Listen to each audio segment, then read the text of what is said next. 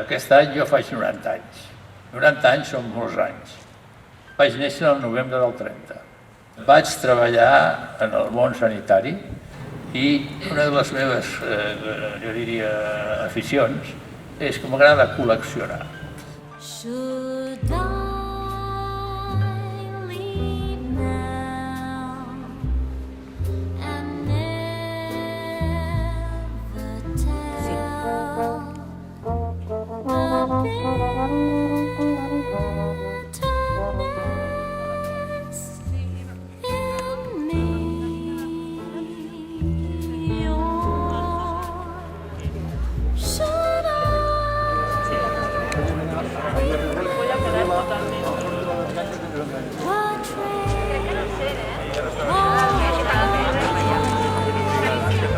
Mireu,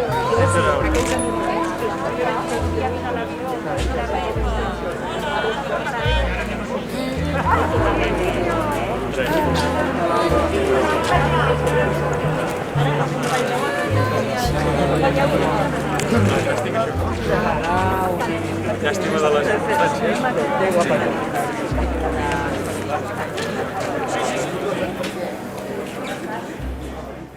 Hem volgut, doncs, celebrar aquests 20 anys amb una exposició singular, amb una exposició que fa tot just 6 mesos cap de nosaltres hauria sospitat que es faria mai, que és l'exposició de les càpsules de confinament, art i pandèmia a Catalunya.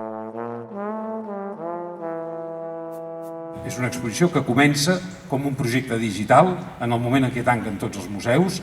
A cada artista se li demanava un text sobre com estava vivint el confinament, sobre com el confinament afectava a la seva creació i després una imatge que per ell tingués sentit.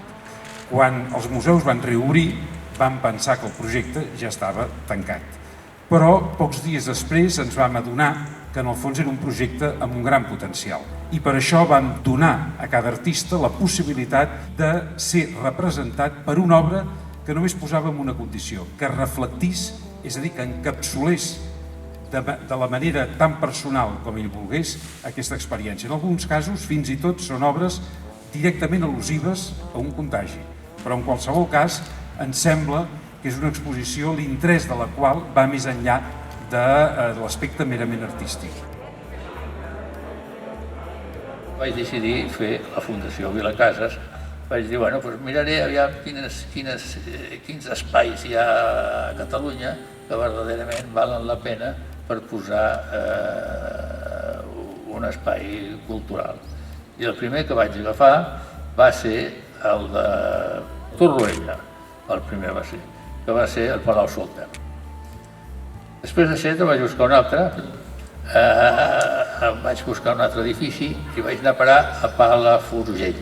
El tercer va ser fer un espai volat per fer exposicions a Barcelona sota la Fundació. I després d'això vam dir, bueno, i la pintura ha anat a parar. I jo vaig fer aquest espai.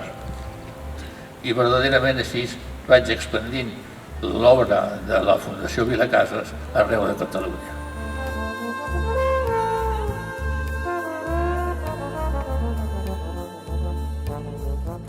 Jo avui escoltant-lo pensava la principal agraïment que crec que hem de fer ciutadans, siguem el que siguem, o representem el que representem, és agrair-te sobretot la generositat. No és habitual.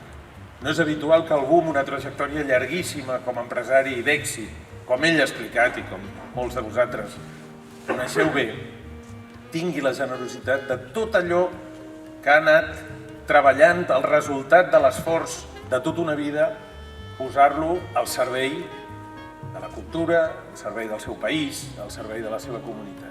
hi ha una relació entre cicle econòmic i cicle cultural. Catalunya mateix ha tingut dos moments d'esplendor, l'edat mitjana, i per això som un país de romànic i gòtic, i l'edat contemporània, barroc tardà i modernisme. És a dir, hem sigut potents en el comerç a l'edat mitjana, després de la decadència demogràfica, econòmica, no tenim renaixement, no tenim primer barroc, després de la renaixença, que és resultat de la revolució industrial, i per això, gràcies a la indústria i al turisme, tenim modernisme i tenim també aquesta potència que ens ha permès arribar fins al segle XX en plenitud. sabem que l'art i la cultura és imprescindible per fer-nos més crítics, per alimentar el nostre esperit crític i, per tant, per enfortir la democràcia.